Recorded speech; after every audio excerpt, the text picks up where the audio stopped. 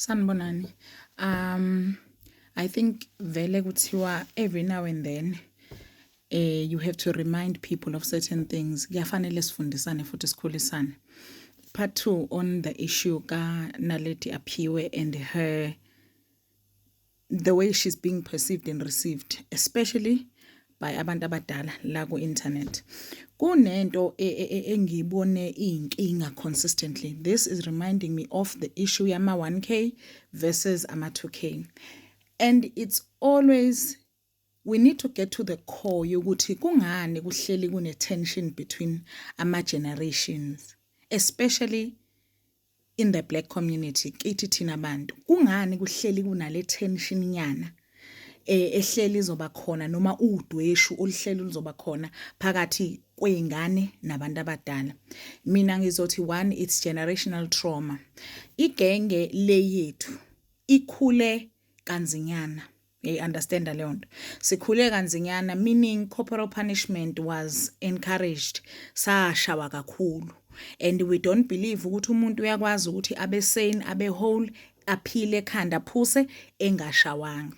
2, we were silenced, meaning we were never allowed ukuthi si-express izinto ezisiziswa ubuhlungu njengabantwana sisakhula. We understand? We have that in our mind ukuthi talk back, siya talk back. Ngizokutshela futhi at a later stage in the video ukuthi ku result in what behavior in us. We understand? We were beaten, we were silenced, and kwakuthiwa ingane enhle ngokuthini i-endure i-abuse futhi ingayi-question i-abuse from abantu abadala. Even when people are abusing uNaledi la ku-internet, nithi nim-abuser egameni lokuthi niyamqeqesha, niyamkhulisa. She needs to be humble. For what? For who? She needs to make you feel comfortable nge-success yakhe. Ufunani entweni yey'ngane? Umekhetha ukuvuka ekseni ayithele ngama-cornflakes awathenge ngemali yakhe at 19, ufunani entweni yey'ngane? But ke let me get to the core of why I find this thing yokulwa ye-tension between generations iyinkinga, or what really triggers abantu ukuthi bakhulume ngalendlela noma bebenjani. Like I said, you were silenced wena. Futhi you were raised under a stern and very harsh conditions. So when you see kids being free, lento it goes as far as these young kids being body positive, bethanda imizimba yabo, begqoka ikhindi, begqoka yonke into expressa their freedom and their sense of self. And bese thina as the adults in the room sibabiza ngani ngeyifebe noma sibabiza ngani all these names that kulabelishwa ngazo iy'ngane ey'ncane. It's in two parts. It's both insecurity from the older generation ukuthi they didn't get to have that. They didn't get to question the adult and the authority eyayibatshela ukuthi ingane ayikwenzi lokhu, ingane ayiyila, ingane ayikhulumi lokhu, ingane injani. So wena, some of you wanted to be a Naledi at some point, and you didn't get to have that. So mina ngiyaye ngithi it is very triggering to people who were silenced ukuthi wena iyinkinga ngisho ngabe thu nenkinga nomuntu omdala ukwenza into wrong kangakanani awukwazi ukuyikhuluma, and that thing is defined as respect. Leyo nto was not respect. Namuhla une trauma and you are triggered by kids who are expressing themselves uma besho ukuthi into ethila ngiyithanda, into ethila ngiyifuna, and njengoba ngisho ukuthi loya mntwana kanisukeli usuke idlalela, usuke ikhulumela futhi eyidelelela njengabo bonke abantwana, but wena as an adult ufike uzomphutha down, ufuna ukumphutha in her place. It's because wena as a child you need to do a lot of inner work. We, especially black women and men, we need to do a lot of generational healing. We understand ukuthi laba bantwana, they now have freedoms and liberties that you didn't have. They are not bad. It's just that they are more free than you. They are not bad. It's just that futhi nakhona even if ufuna ukumlungisa, awumlungisi ngokuthi umbhokoze njengoba nawe wabhokozwa. Cause right now kunesmear campaign yokuthi lengane efanele iwiswe kanjani. And the South Africa ngiya understand ukuthi sabantu benhlonipho nobuntu, but iqiniso lithi phumani ku swimming pool weingane. zidlale zodwa ukuba ama-2K acomplaina ngonaledi ngabe sinenkinga, but we need to really watch ourselves when it comes to engaging with abantwana aba-younger than us. Siyi-check-e futhi even when we are being a bit jealous la khona ubone ukuthi uyazi lo mntwana uphila impilo mina engingakaze ngize ngiyiphile at her age. I wasn't there.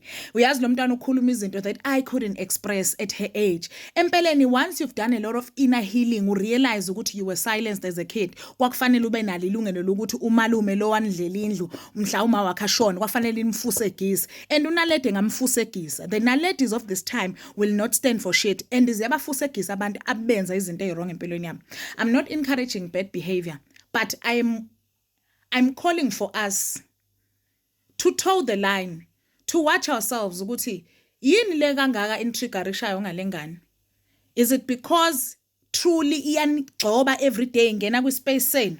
And nakhona if kuwukuthi rude, why not have the maturity yokuthi, you know what, let me just ignore this kid. You understand? Because wena umdala, you understand leyo nto. Mina, I do feel that it's the same reason black women police black girls' bodies. Ugqokeni akayiboni yini, akakwazi ugqokela umzimba wakhe. It's that same conversation. You need to heal your childhood traumas. You need to heal your generational traumas. Kukwesinye isikhathi right now, being weird is cool. Being a loud mouth is cool. Aseyona abantwana bayona le generation encourage ukuthi abantu abathula, no thula, cha la asithuli ngoba nathula nezinto ezinkulu ezazenziwa kini, zenziwa abantu abadala. Namuhla ninamaskazi nilimele ngaphakathi ngenxa yokuthini kwathi wathula nani nathula. We understand? Let these kids speak. Let them. Empeleni kukhona eningakufunda kuzo ukuthi they don't tolerate shit, they don't stand for izinto abangayifuni, bayawalwela amalungelo, and they take up space. Wena you are so timid, and leyo nto yokuba timid affects in all other areas of your life. There is so much you can learn from laba bantwana abayi-expressayo.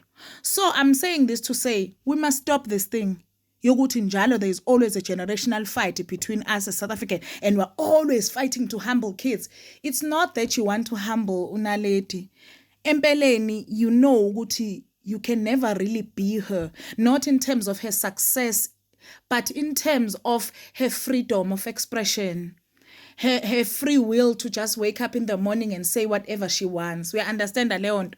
Kufanele sifunde ukuyichecka as abantu abadala ukuthi uyazi ukuthi kufana nokuthi ubone umntwana who is comfortable with ubaba wakhe. When is someone who was not comfortable with your dad, you're gonna be triggered. Ubone umntwana ubestie noma wakhe. When is someone who was not besties with your mom, you're gonna be triggered. So there's a lot of unlearning we need to do. And what did it result on?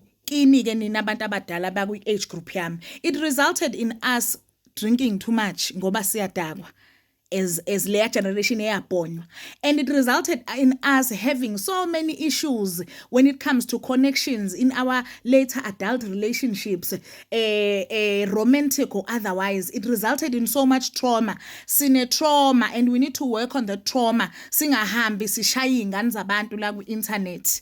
Sine trauma, sine body dysmorphia. If you feel uncomfortable with your body, it's not okay for you to go and shame other kids. Laba bantwana bakholela ukuthi bahle, ngisho benebala elimnyama, bezidudla, beziland. I even love lo mntwana lo obekade sitshengisa umshado kwagogo, umngcwabo kagogo wakho 100 days lapha ku internet. Like these kids were guys baphila in the freedoms and liberties that thina besingenazo. We understand. So can we try not to restrict them? Can we try not to be so hands-on entweni yabo? Sibayekele nje bakhule. Futhi si-acknowledge ukuthi we sabawele leyo freedom abanayo. We sabawele early success, and we can just clap for them from a distance. We don't have to be in their business kangaka ebantwaneni. And we need to heal our own generational traumas. Siyeke iy'ngane. Ningafuni ukuyipholisa all the time.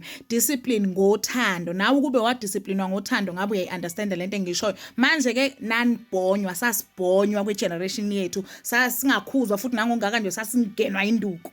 Anganoma yimi ngedwa yini owayiphila ngenduku. But nje the thing needs to be healed. Nibe nobusuku obuhle.